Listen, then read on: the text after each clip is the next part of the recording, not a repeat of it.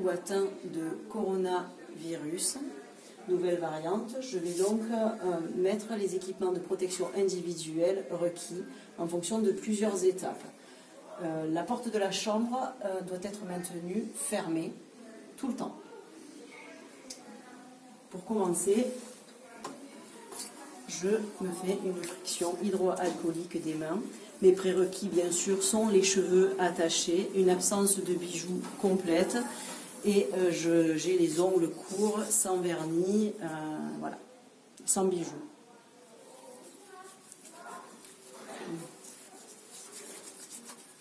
Je dois attendre un séchage complet de la solution hydroalcoolique, passer absolument dans toutes les zones, voilà, avant de toucher les équipements de protection individuelle. Je vais commencer mon habillage par la charlotte que je vais mettre en place.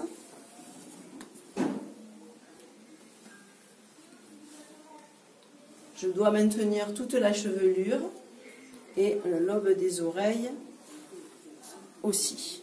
Après avoir installé ma charlotte correctement, je vais mettre en place un masque de protection respiratoire qu'il faudra bien ajuster au niveau du visage. C'est un masque aussi appelé FFP2 ou canard.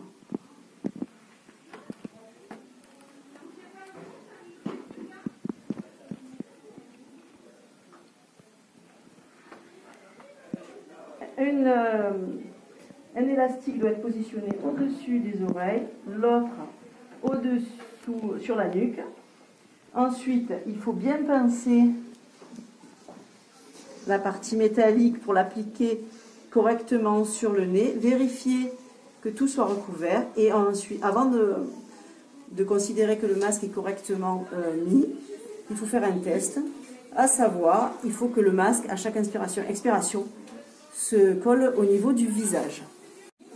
Une fois le masque bien ajusté et testé, je vais mettre en place des lunettes de protection, à savoir les lunettes classiques, les verres correcteurs que vous portez ne sont pas un équipement individuel de protection, ils ne sont pas assez couvrants. Ensuite, je vais mettre une surblouse manche longue à usage unique.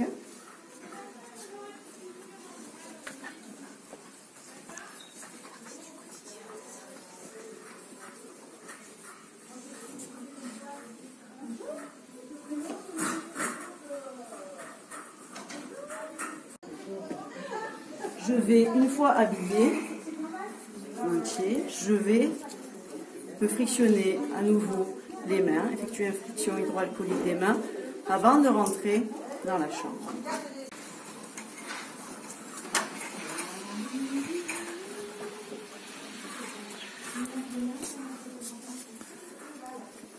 Une fois dans la chambre, je vais prendre en charge mon patient. Si j'ai besoin d'effectuer un soin mouillant, je vais rajouter à cette tenue un tablier plastique. Et si j'ai besoin d'effectuer un soin avec un risque de contact avec des liquides biologiques, les muqueuses, la peau lésée du patient, eh bien je vais mettre une paire de gants à ce moment-là. J'ai pris en charge mon patient, je dois sortir de la pièce que j'avais bien pris soin de refermer au préalable, parce que la porte doit être toujours maintenue fermée. Donc avant de sortir, je vais commencer mon déshabillage. D'accord? À savoir, dans la chambre, je vais enlever mes gants s'ils sont présents, mon tablier à usage unique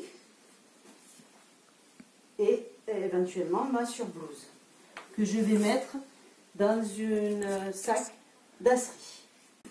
Je vais ensuite effectuer une friction hydroalcoolique de mes mains avant de quitter la pièce.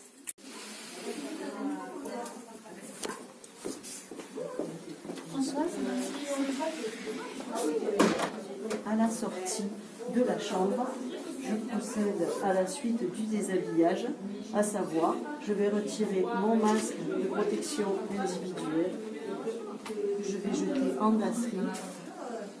Ma Charlotte, je vais aussi